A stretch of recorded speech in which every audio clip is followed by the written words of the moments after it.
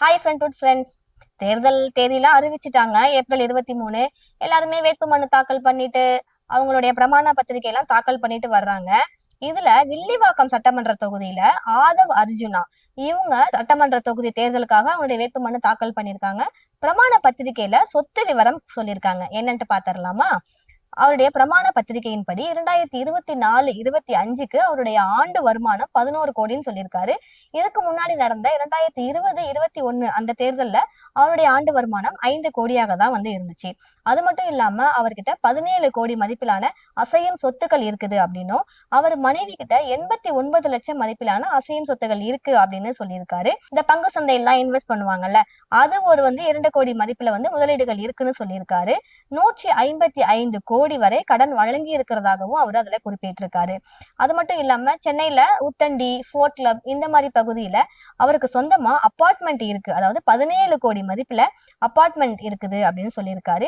20 லட்சம் மதிப்புல 2 கார்களும், ஒரு 1.5 லட்சம் மதிப்புல ராயல் என்ஃபீல்டு பைக்கும், 63,000 மதிப்புல ஒரு சைக்கிளும் இருக்கு அப்படின்ற மாதிரி அந்த பிரமாண பத்திரிகையில சொல்லியிருக்காரு.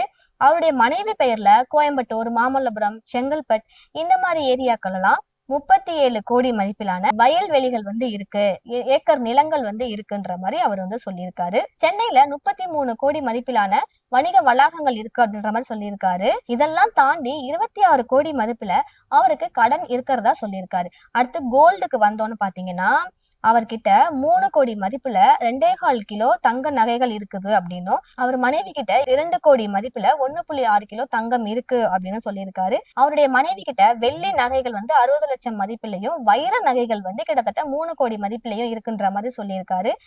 மேலும் 1.88, அதாவது 1,88,00,000 கோடி மதிப்புல வருமான வரி வந்து நிலுவையில இருக்கிறதா அவர் வந்து குறிப்பிட்டிருக்காரு. சோ எல்லாருமே வந்து பிரமாண பத்திரிகை தாக்கல் செய்யும் போது என்கிட்ட வந்து வீடு இல்ல, என்கிட்ட வாகனங்கள் கூட இல்ல, அது இல்ல இது இல்லன்னு தான் சொல்லியிருக்காங்க. பட் ஆனா இவர் எல்லாமே வெட்ட வெளிச்சமா சொல்லியிருக்காருன்ற மாதிரி தாவேகா நிர்வாகிகள் வந்து சொல்லியிருக்கிறாங்க. இதை பத்தி உங்களுடைய கருத்து என்னன்றதை எங்களுக்கு சொல்லுங்க. தேங்க்யூ.